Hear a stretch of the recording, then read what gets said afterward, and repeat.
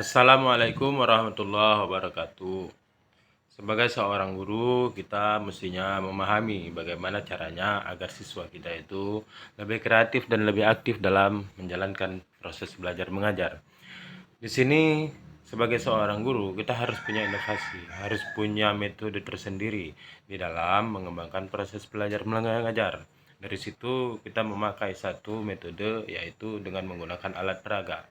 Alat peraga adalah segala sesuatu alat yang bisa memperagakan kreativitas siswa ataupun memperagakan proses belajar mengajar yang ada di sekolah. Adapun kegunaan alat peraga bagi siswa adalah yang pertama, alat peraga itu memusatkan perhatian siswa.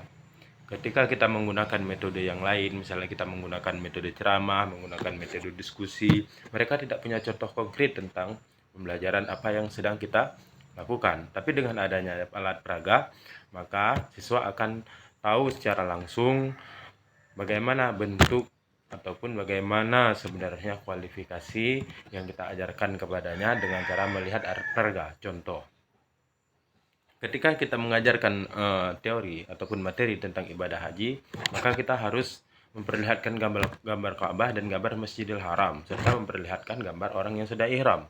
Itu semua menunjukkan bagaimana sebenarnya kegunaan alat peraga bagi siswa sebagai memusatkan perhatian siswa. Yang kedua, yaitu menarik minat siswa untuk belajar. Kegunaan alat peraga yang kedua, menarik minat siswa untuk belajar. Kegunaan ini adalah kegunaan yang sangat penting. Kenapa saya katakan begitu? Apabila dalam proses belajar mengajar, seorang siswa akan mendapatkan kejenuhan, maka siswa tersebut secara tidak langsung akan merasa bosan dalam lokal dan membuat proses belajar mengajar jadi terhenti dan tidak efektif. Disebabkan oleh siswa tersebut tidak tertarik dengan pelajaran pendidikan agama Islam misalnya. Tapi dengan adanya alat peraga di sini kita dapat membuat siswa itu tertarik. Jadi pelajaran itu tidak monoton, tidak itu saja. Jadi pelajaran itu dapat menarik minat siswa dengan cara melihat alat peraga. Karena tidak semua siswa itu punya kemampuan yang sama. Ada kalanya seorang siswa itu punya kemampuan kecakapan intelektual di bidang berbicara, di bidang diskusi, dan sebagainya. Yang kadang-kadang mereka itu merasa jenuh. Tapi dengan adanya alat peraga, kita bisa mencontohkan, memberikan apresiasi, memberikan sugesti.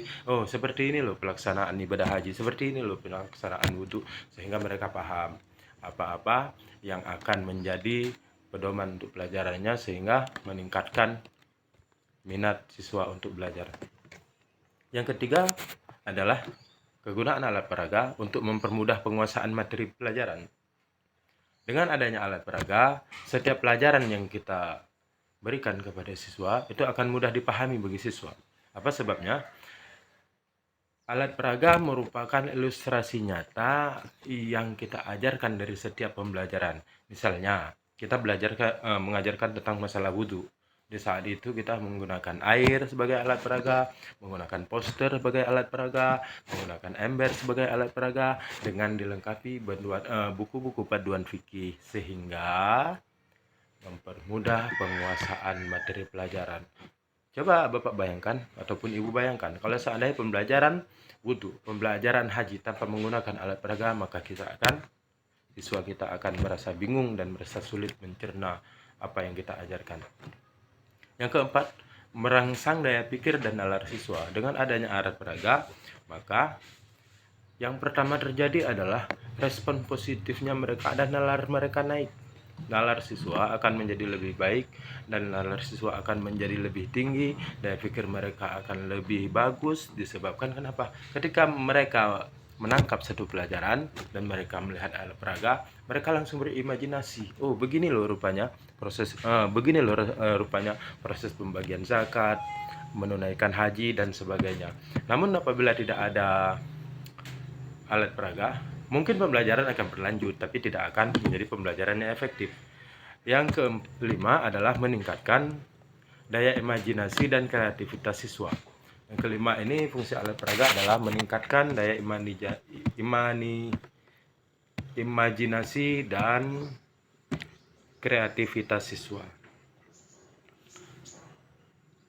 Kenapa dengan alat peraga imajinasi dan kreativitas siswa itu bisa berkembang dan meningkat?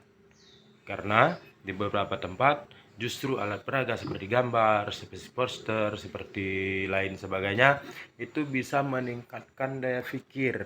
Mereka bisa melihat poster tersebut walaupun poster tersebut itu adalah tidak nyata, tidak terlihat, tidak aktual, tidak terlihat nyata.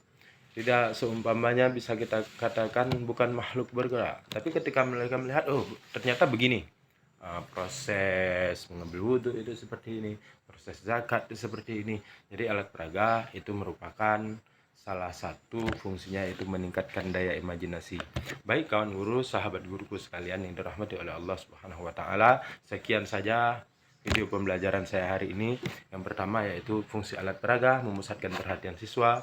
Yang kedua, menarik minat siswa untuk belajar. Ketiga, mempermudah penguasaan materi pelajaran. Keempat, merangsang daya pikir dan nalar siswa. Kelima, meningkatkan daya imajinasi dan kreativitas siswa. Assalamualaikum warahmatullahi wabarakatuh.